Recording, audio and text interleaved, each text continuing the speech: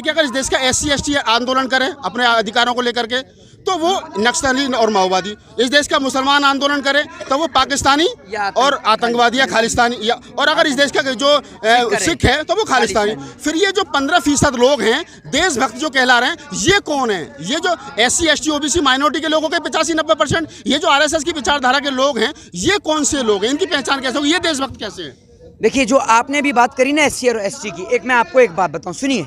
देश के अंदर बेटी चाहे मौलाना की हो चाहे पंडित की हो, बेटी बेटी होती है और किसी बेटी के साथ गलत हो तो उस पिता के लिए उसकी बेटी की अहमियत उतनी ही रखती है जितनी कि एक पंडित के लिए रखती है, एक मौलाना के लिए रखती है। तो देश में अगर कोई भी किसी भी जाति के धर्म की बहन बेटी के साथ गलत हो तो उसकी सज़ा फांसी होनी चाहिए। दूसरी बात आपने SC ST की कही, एक बात मुझे बताइए कि देश के अंदर, आप इस सेंटेंस को समझिए कि देश के अंदर चाहे वो ब्राह्मण हो, शूद्र हो, वैश्य हो, SC हो, ST हो, OBC हो, हिंदू हो, मुस्लिम हो, सिख हो, ईसाई हो या अनदर कास्ट का व्यक्ति हो, अगर वो नरेंद्र मोदी जी के साथ है तो वो देशभक्त है।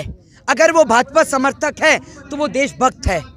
मैं ब्राह्मण हूँ, मैं भाजपा समर्थक नहीं हूँ तो मैं देशद्रोही हूँ। लेकिन अगर मैं ब्राह्मण हूँ, आप कांग्रेस समर्थक हैं? सुनिए, अगर मैं ब्राह्मण हूँ, कांग्रेस समर्थक हैं? फिर अब क्या मैंने कहीं टैग लगा रखा है? आपने कहा मैं BJP समर्थक नहीं हूँ, तो फिर किसके समर्थक हैं?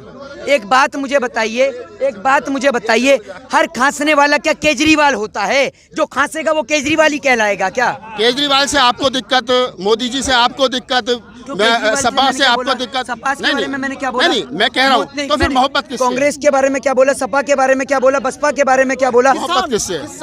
मोहित शर्मा को मोहब्बत किससे? देश से।